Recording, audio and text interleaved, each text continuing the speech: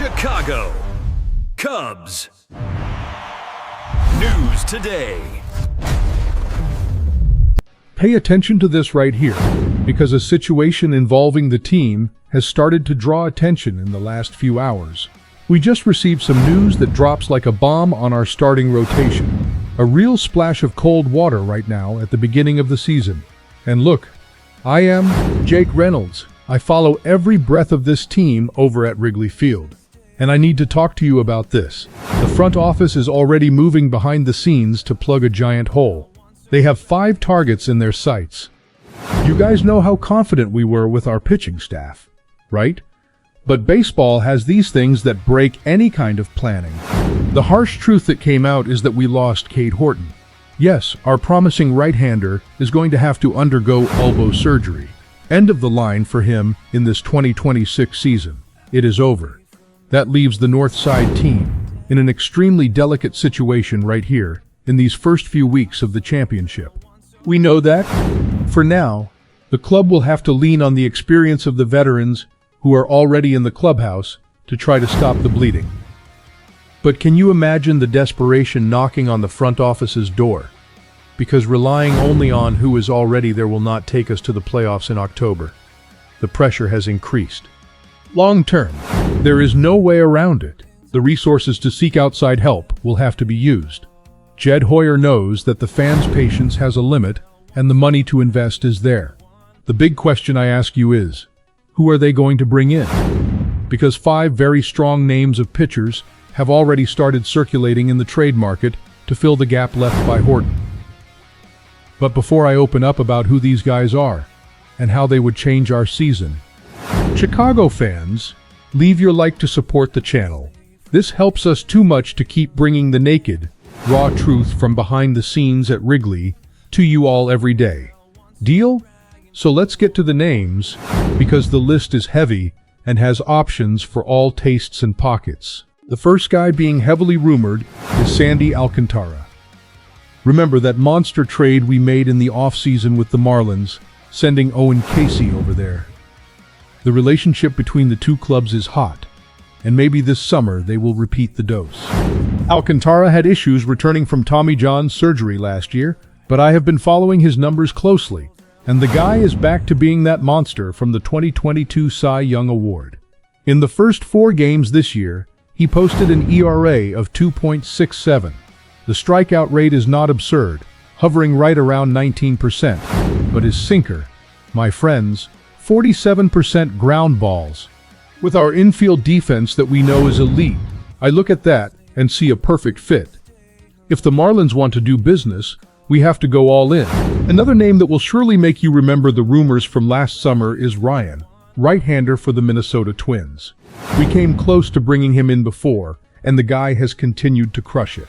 In this 2026 season, he has already put together an ERA of 3.80 with almost 26% strikeouts.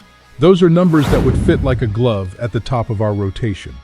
The problem you need to understand is the Twins' current momentum. They are doing very well, fighting right at the top of the American League Central. If they keep winning, forget it, Ryan is not leaving there. But if they skid and return to the reality that many people projected at the beginning of the year, then yes, the window opens for us. Now, let's talk about a plan B. And I confess it is not the name that will make the fans go to the airport to celebrate, but it makes a lot of tactical sense. Jeffrey Springs, the lefty who is over at the Athletics. The Cubs have always had a soft spot for skilled lefties, and he comes off a promising start with an ERA way down at 1.47 in 3 games this year. He had a lot of injury problems in the past. He is a 33-year-old veteran, but he pitched 171 innings last year. Why do I bring him into the conversation? Because if Hoyer thinks the other names are too expensive or the team simply do not want to sell, Springs becomes that safety option. He immediately upgrades our level and would not cost an arm and a leg. It is a smart play. But if you want to talk about pure talent and excitement, pay attention to Jose Soriano. A somewhat unlikely trade, since he is 27 years old and under contract until 2028 with the Angels. The guy became a starter and has simply obliterated hitters in this beginning of the year. an absurd ERA of 0.33, and eliminating 32% of guys by strikeout. Those are video game numbers. His superstar potential would make any of us drool to see him on the mound in Chicago. The big riddle here is, will the Angels have the courage to let go of a guy with that control while desperately trying to get Mike Trout into the playoffs? It is tough, but we know that in baseball, if the prospect package is right, nobody is untradeable. The last name on the list reminds me of that madness we did with the Rays 2 years ago involving Isaac Paredes. The target now would Drew Rasmussen.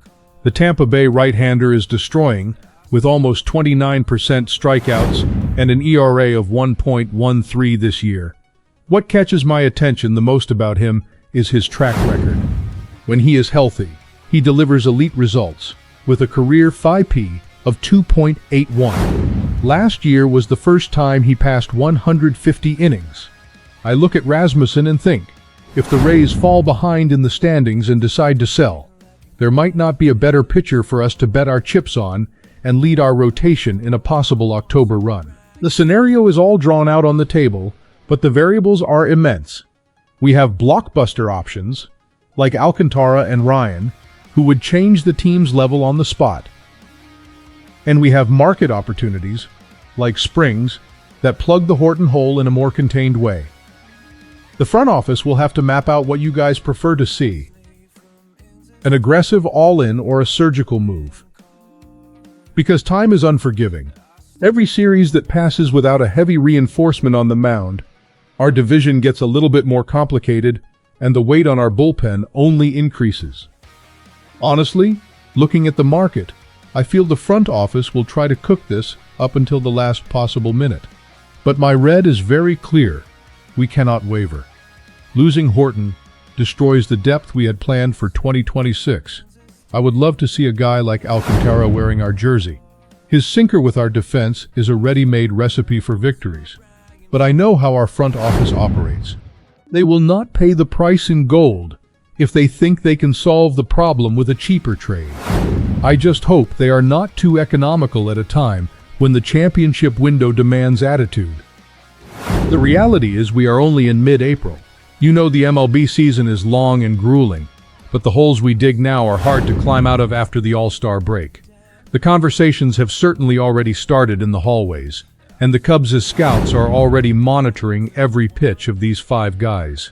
Do not be surprised if the smoke starts to thicken and the rumors gain real strength as early as next month, depending on how our current rotation handles the grind without Horton. The situation is exactly this. A hard blow to our planning, but with real paths for the team to bounce back and stay competitive. I will keep an eye on every move, on every rumor involving this front office. And now, I really want to hear from you guys down in the comments. If you were sitting in Jed Hoyer's chair today, with the decision-making power in your hand, which of these 5 pitchers would you go after, no matter what for the Cubs? Leave your opinion down below. Subscribe to the channel so you do not miss anything from Chicago Cubs news today, and I will see you in the next one.